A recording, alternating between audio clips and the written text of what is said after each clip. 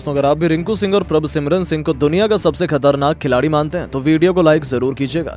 दोस्तों, Eden garden के मैदान पर कोलकाता नाइट राइडर और पंजाब किंग आमने सामने थी। पंजाब किंग ने टॉस जीतकर पहले गेंदबाजी करने का फैसला किया और कोलकाता को बल्लेबाजी करने के लिए आमंत्रित किया।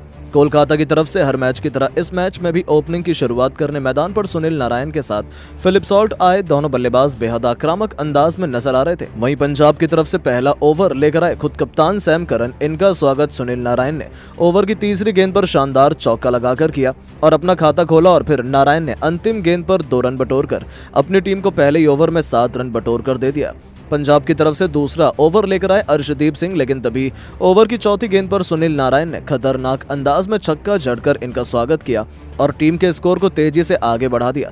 इसके बाद भी सुनील नारायण का बल्ला रुकने का नाम नहीं लिया। अर्शदीप सिंह की 5वीं गेंद पर उन्होंने शानदार चौका जड़ दिया। कोलकाता नाइट राइडर का स्कोर 2 ओवर में ही 20 रन बन चुका था।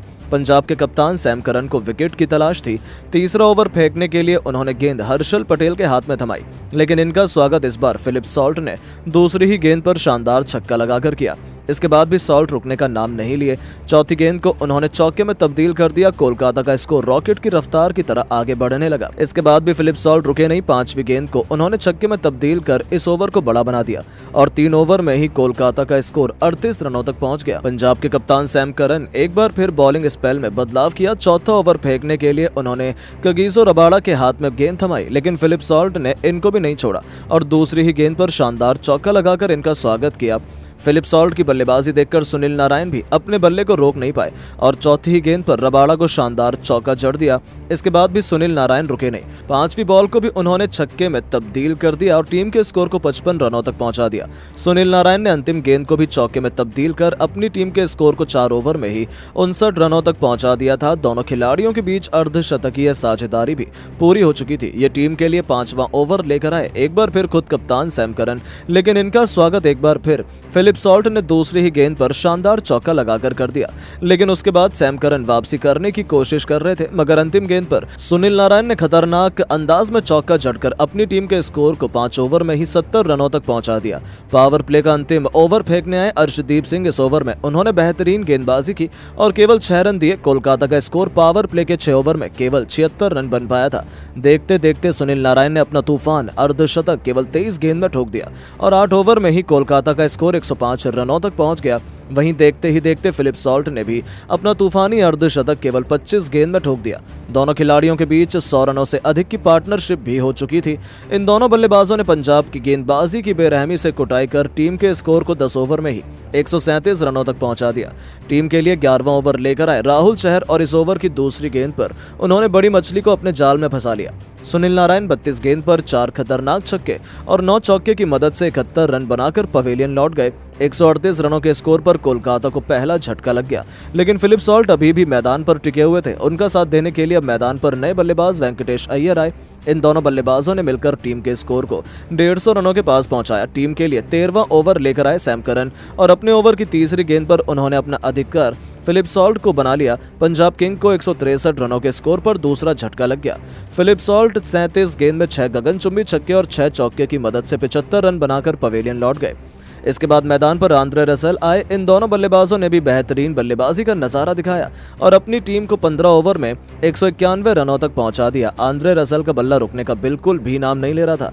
अर्शदीप सिंह की जमकर कुटाई कर रहे थे, लेकिन तभी ओवर की दूसरी गेंद पर उन्होंने अपना शिकार रसेल को बना लिया। कोलकाता टीम का तीसरा विकेट 203 रनों के स्कोर पर गिर गया। आंद्रे रसेल 12 गेंद में 24 रन बनाकर पवेलियन लौट गए। इसके बाद मैदान पर बल्लेबाजी करने आए खुद कप्तान श्रेयस अय्यर बेहतरीन बल्लेबाजी का नजारा दिखा रहे थे, लेकिन तभी टीम के लिए 19वां ओवर लेकर आए अर्शदीप सिंह और आते ही उन्होंने अपने ओवर की तीसरी गेंद पर श्रेयस अय्यर को पवेलियन का रास्ता दिखा दिया।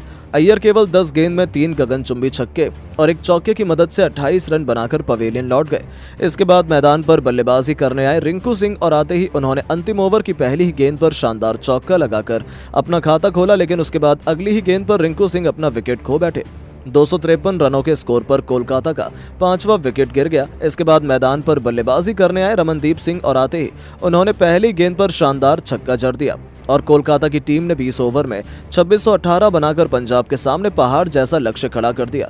इस लक्ष्य का पीछा करने उतरी पंजाब की टीम ओपनिंग करने मैदान पर आए जॉनी बेयरस्टो के साथ प्रभसिमरन सिंह। वहीं कोलकाता के लिए पहले ओवर फेंकने आए चमीरा बेहतरीन गेंदबाजी का नजारा दिखा रहे थे, लेकिन तभी चौथी गेंद पर जॉनी बेयरस्टो ने खतरनाक चौका लगाकर टीम के स्कोर को आगे बढ़ाया। एक ओवर में पंजाब का स्कोर केवल 8 रन बन पाया। वहीं कोलकाता की तरफ से प्रभसिमरन सिंह ने खतरनाक अंदाज में छक्का लगाकर स्वागत किया। इसके बाद भी वो नहीं रुके, 5वीं गेंद को भी उन्होंने छक्के में तब्दील कर दिया और अपनी टीम के स्कोर को 2 ओवर में 22 रनों तक पहुंचा दिया। कोलकाता की तरफ से तीसरा ओवर लेकर आए एक बार फिर चमीरा और इनका स्वागत प्रभसिमरन सिंह ने पहली गेंद पर शानदार छक्का लगाकर किया।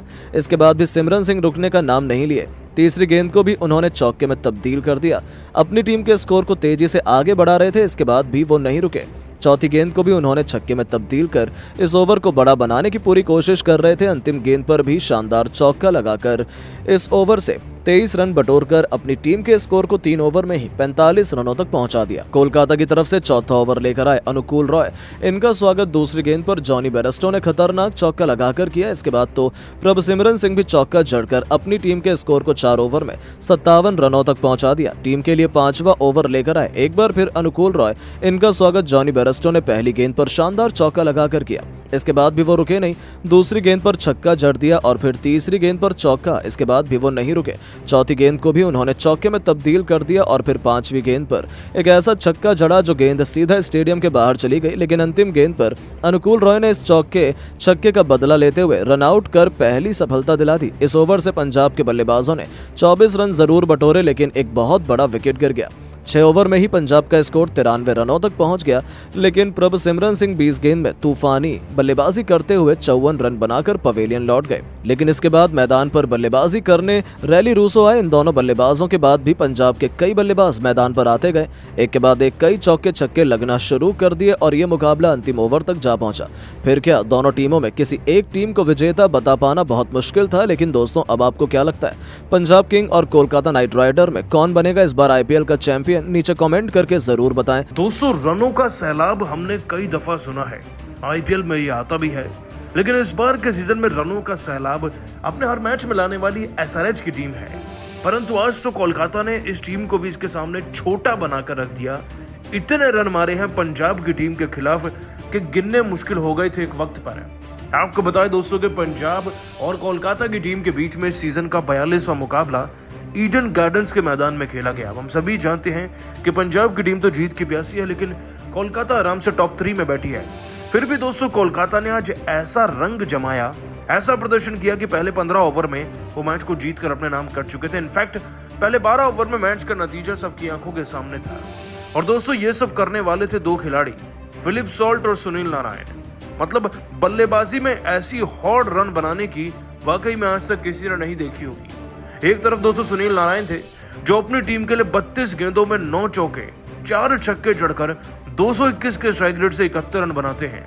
दूसरी तरफ से दोस्तों फिलिप सॉल्ट 37 गेंदों में 6 छक्के 6 चौके जड़कर ये भी 75 रन बना जाते हैं।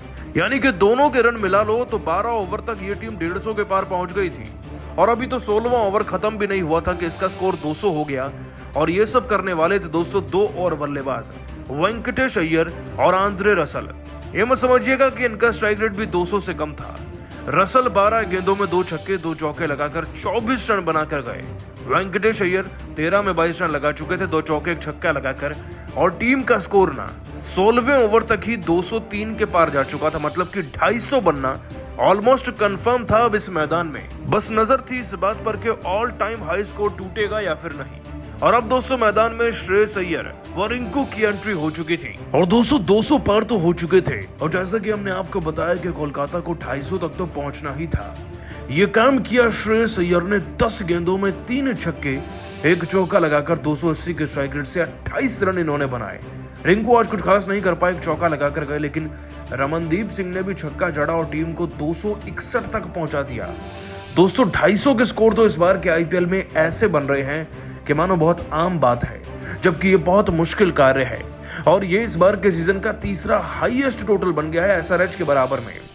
मानना पड़ेगा कोलकाता की बैटिंग को, कप्तानी को, गौतम गंभीर के डेडिकेशन को। वैसे आप सभी सुनील नारायण, वेंकटेश अय्यर, रसल और साथ ही साथ श्रेयस अय्यर की बैटिंग को 10 में से कितने नंबर देंगे, जिसने पंजाब की टीम को एक तरफा तरीके से हरा कर रख दिया है? नीचे कमेंट कर बताइएगा और सब्सक्राइब कीजिए हमारे YouTube चैनल को। धन्यवाद।